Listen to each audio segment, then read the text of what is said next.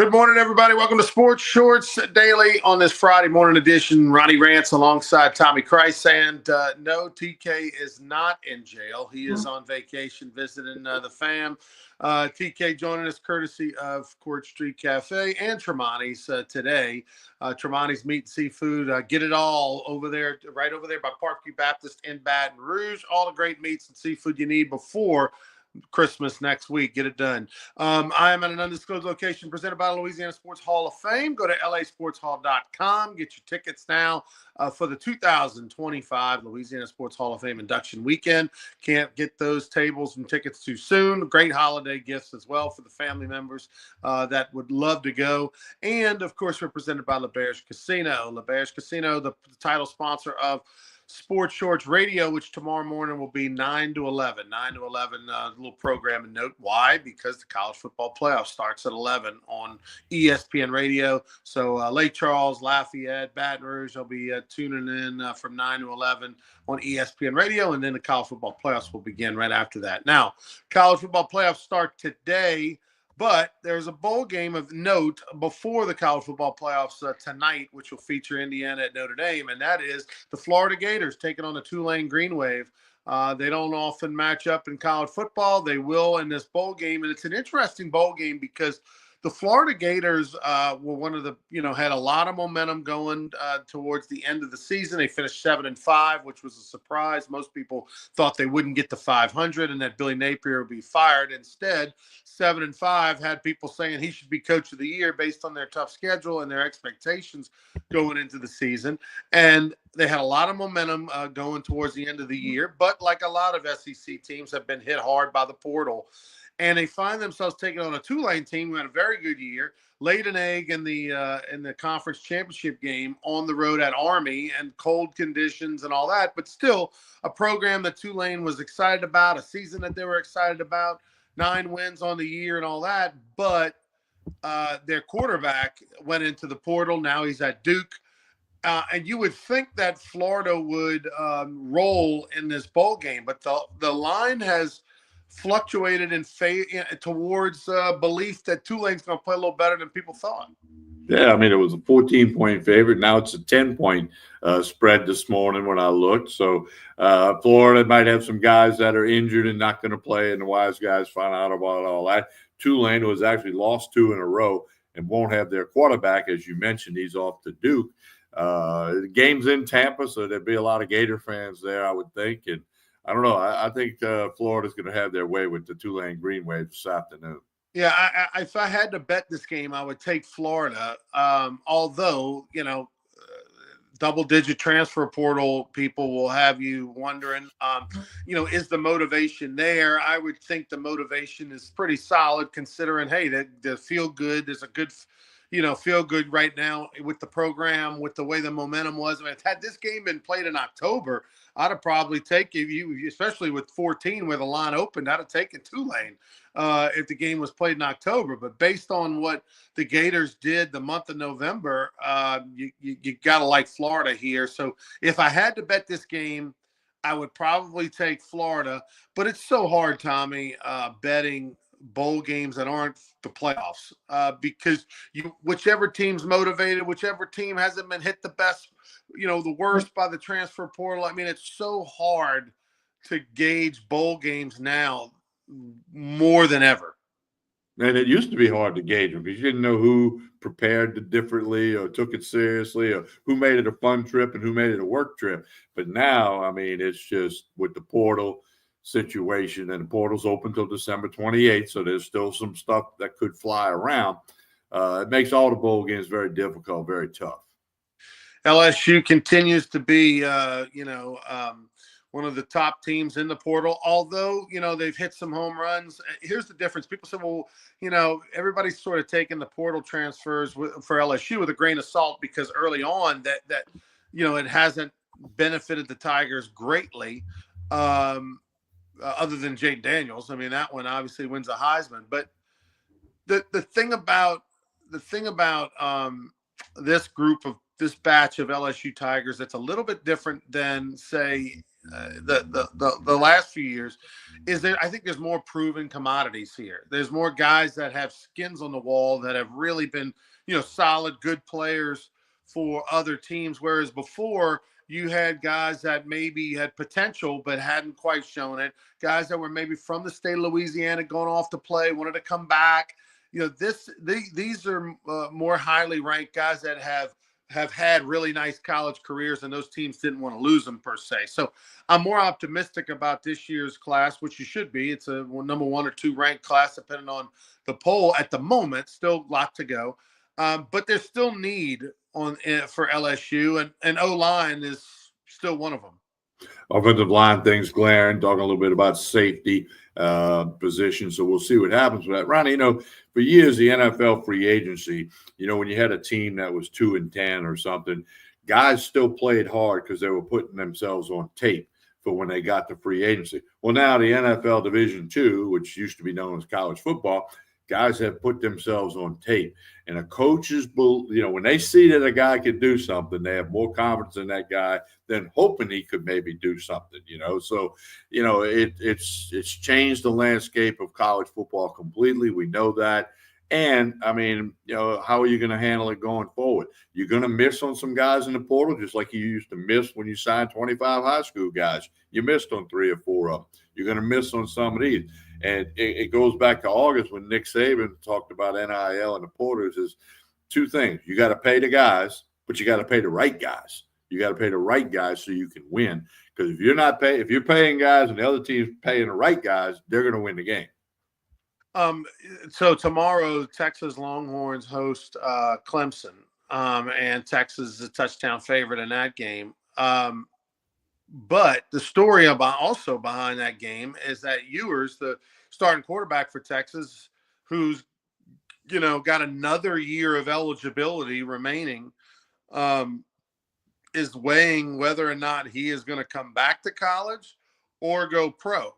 And with injuries and not having the best year, he's not expected to be a top 4 quarterback by most prognosticators, and which means might behoove him to go back to college, get a big payday, and then try to improve his stock. And in worst case scenario, he's the same draft pick next year, but with a few $1 million in his pocket. And one of those few $1 million that's being reported is that Oregon supposedly is willing to pay $4 million for him to be the starting quarterback next year at Oregon if he goes in the portal.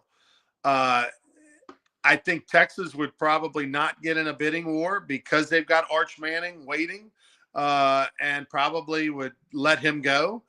They probably will make an offer, but they're not going to get into that sort of price range, knowing that they've got a really good quarterback in Arch Manning and a fan favorite in Arch Manning. And then you get into that pickle. I can remember a couple times Coach Burtman ran into this scenario. Where you got a player, you're kind of preparing for him to go pro. He decides he doesn't want to go pro, decides he wants to come back to LSU for that senior year in baseball, when most good players sign after their junior year. And then, but all of a sudden, you've made promises to this young player. He's waited his turn. He's supposed to be the starter. And now, the other guy wants to come back. What do? And a lot of times Coach Burtman would urge those guys, no, it's time for you to go. I got so-and-so here. It's going to be his turn to play. You got to go. And that's sort of where we're at with Texas. If Ewers decides, hey, I enjoy it. I want to come back. I want to try to be a high first-round pick. Texas is like, oof. Thanks for everything you did, but we got this guy Arch Manning over here. You can't pay them both. Not to the degree that they're going to get paid next year. Well, I read an article earlier in the week that were talking about Steve Sarkisian, the coach at Texas, and might he have to do what Nick Saban did a few years back when he put Tua in for Jalen Hurts near the end of the game, and it worked out. They won. Does Arch Manning get into the game? Now, I think they're going to handle Clemson tomorrow. That's the middle game of the 3. I think they're going to handle Clemson. 12-point favorite this morning. I'd like to see Clemson beat them, but I don't think that can happen, especially with the game at Texas. This whole playoff thing we talked about on Wednesday that we've never seen before, the atmosphere. So, that's going to be an interesting thing. If Ewers is not doing well and or the game's in the balance, do they go to Arch Manning? I mean, that's going to be what we have to find out and one of the storylines that'll happen in that game. Yeah, I think everybody's sort of on the page that they've got Texas rolling in this one. I got Texas winning. I don't know about rolling. They haven't had a lot of style points this year against big teams, so I think Texas does win. You and I are both on the same page where we like Tennessee getting 7.5 at Ohio State. The game that that I'm most interested just from an excitement standpoint, because you know what it means, is tonight, Indiana at Notre Dame. I'm going to have to roll with Notre Dame. If gun to the head, I just think Notre Dame at home, the experience, expectations of that program, Indiana, a little more happy to be there. Didn't play well at Ohio State on the road in a big game earlier this year, so not as battle tested. So I'm gonna take Notre Dame with a little bit of pause.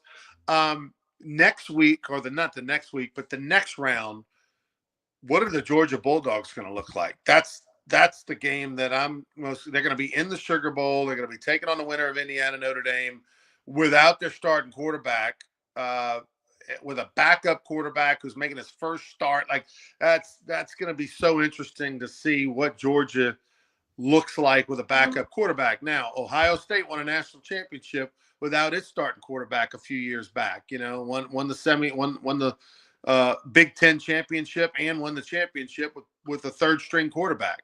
That's kind of what Georgia's going to be trying to do in these playoffs, but they're going to have to win 3 games. Yeah, well, they're going to hang their hat on their defense, and hopefully everybody realizes, hey, we don't have back there quarterback, and everybody got to step up, play the next play the whole bit. But Kirby Smart's been there, done that. A lot of these Georgia players have been there, done that. So, we'll see how that unfolds. After next week, the winner of tonight's Notre Dame Indiana game will be in New Orleans to play in the Sugar Bowl game against Georgia. I'm like you. It pains me to say it, but I think Notre Dame's going to beat Indiana tonight. I don't think it's going to be real close. Indiana might throw a punch quick and get a good drive, but we get to the second half. I think Notre Dame's going to separate, and I think they're going to win going away tonight. I think you and I are on the same page where we like all 3 of the 4 home teams to cover, and then the only road team to cover would be Tennessee. Right. Yeah. Penn State, SMU. And of course, the big thing is, if SMU gets blown out, then they'll say, well, the committee should have put Alabama in. But you can't do that. Okay. SMU's there. They're going to play. And if they play close or win, it's going to make the committee look good. It's easy to talk about it after the facts and after the result, but it's still going to get talked about. Yeah. Speaking of her injured quarterbacks, like we were, the New Orleans Saints, interesting the contradiction, the news, and I know that everybody in the NFL plays coy a little bit to injuries, but now, like we thought it was a done deal. Derek Carr out for the year. We're gonna have, but now he's saying not so fast, my friend. Yeah, it's 2 broken bones in his left hand, obviously non-throwing hand. But the NFL, one of them gurus, reported that he was done for the year, and he came out personally and said, that's not an accurate report. I'm trying to get back on the field. Rizzi, the interim coach, kind of said the same thing. I'm not ruling it out. He was being coy, to use your word. Did say that if Carr can't go, that Rattler would be the starter, not Jake Haener. And it's a Monday night game in Green Bay. It's going to be cold, and we'll see what happens with that. But again, they could be actually eliminated before they play Monday, depending on what happens Sunday. Did you see last night's game? I mean, what an exciting game it was. The Denver Broncos and the Los Angeles Chargers, division rivals, both teams with 9 wins now in the season, because San Diego won a close one. The Chargers were down 10 right before halftime. The Broncos punt with seconds left to go in the first half. As the clock's running down, the Broncos are going to punt the ball. Chargers are going to just fair catch it, at their own, say, 38-yard line or so. And then there's interference on the fair catch, which gives you 15 yards. And they decide, with no time left because the clock had run down, that they were going to do a fair kick. And a free kick, rather, not a fair kick, a free kick is a rule that there has not been. It's amazing that they have this rule. The free kick has not been implemented in the NFL in 48 years. It's where you get a free kick after a fair catch. You call fair catch, catch the ball, you can get a free kick. What's a free kick? It's basically the ball on the ground with a holder, and no rush. And you get to kick it from right there, wherever the ball is caught. And Los Angeles, the Chargers make a 57, 58-yard free kick right at the gun, get them to within a touchdown, and then in the second half they beat the Broncos in an excellent, fun game to watch. I mean, 48 years, Tommy. There's a rule that hasn't been used in 48 years. Pretty impressive stuff. Yeah, well, and that kick would have been good from about 67. Oh. It's not like it just went over the crossbar. Yeah. I was watching the game with a bunch of friends, and I knew that rule existed, the fair catch thing. I want to say Al Mummy tried that at Southeastern back in the day. When we were school a few times. Yeah, we've done that, but no, it's a rule. Jim Harbaugh knew the rule. Says today it's his favorite rule. I guess he would because he kicked the field goal, got a little juice going into the halftime locker room. But I'm not sure Al Michaels knew the rule. If you listen to his tone, he was kind of trying to. Somebody was in his ear telling him what was going on, but you could tell that he wasn't fully up on it. Especially because they added the 15 yards for the fair catch interference, which if it wouldn't have been fair catch interference, they wouldn't have done anything. It would have been too far to try it, even in the free kick scenario. So when they added the 15 yards, credit the Chargers staff for saying, hey, well, we can go do this now. And then, like I said, the guy split the uprights, no rush. He can take as long of a run, many steps as he wants. The difference is no tee. Which they don't use a tee in the NFL anymore anyway, except on kickoffs. But for field goals, they don't.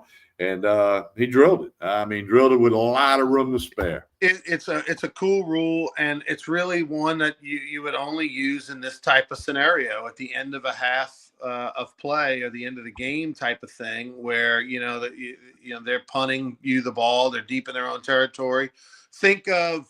Remember when Donnie Jones punted in 2003 against Oklahoma? They punted the ball with 9 seconds to go, and he was able to punt, and the ball was able to roll, and they were able to run out the clock. But had Oklahoma, let's just say, fair caught that punt, then they could have free kicked it from wherever it was. Now they were down more than 3, so it didn't matter. But it has to be the perfect scenario, because if for example, the Chargers had fair caught the ball at the 50-yard line with 5 seconds left, they would have probably tried to throw a 15-yard out, in 3 or 4 seconds to get a little closer, right? You wouldn't just free kick from 50 yards and then leave a second left or something on there, if you miss or something. So it has to be just the perfect scenario. It was the perfect scenario. I've seen it done in high school a number of times, where you have a tee and you have a kicker that's an unbelievable kicker, and they don't punt very well in high school. So a lot of times,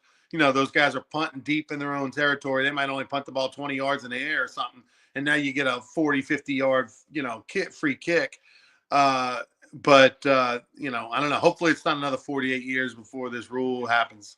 Well, the other time you would see it is if a team's punting out of their end zone, maybe the game's tied, and you fair catch it, because nowadays, as we've talked about on Sports Shorts Daily numerous times, a 55-yard field goal is what an extra point used to be. I mean, they're going to make it 9 out of 10 times, especially indoors, perfect conditions. Maybe not in Buffalo when it's snowing or Green Bay next Monday night when the Saints are there. But so anyway, everybody's talking about it today, and a lot of people did not know the rule, and now they do. And I don't know. It might be 48 more years before it happens, because you got to get those stars to line up. Yeah, it's got to line up perfectly. All right, TK, tell us about Tremonti's. Well, they're very busy over there, but you got time to get some stuff in for Christmas. They got bourbon baskets they're putting on the shelf every day. They're flying off the shelf like a gift basket with a high-end bourbon and a couple other items. You can order turkeys and prime rib and turducken. Stop by on Jefferson Highway and see the crew at Tremonti's. They'll be glad to see you. They got the holiday schedule posted on Facebook and Instagram. If you want to, get that last minute gift card or whatever you might need to get, the wine, the liquor, the whole bit, the meat, the seafood, all your side dishes at Tremonti's right over there on Jefferson Highway in Baton Rouge. All right, and also check out brrugaroo.com for some great swag. Get you some Christmas gear. Not too late to order it. Go to brrugaroo.com. You can pick it up at the office on Monday. If you go online this weekend, place an order. You can come by the office on Monday, or we can overnight it to you even on Monday, and you can have it Christmas Eve. So for Tommy Christ saying, I'm Ronnie Rance. Don't forget Sports Church Radio tomorrow morning, 9 to 11 on ESPN Radio in Lake Charles, Lafayette, Baton Rouge. Until then, please like and share this video and have a great one, everybody.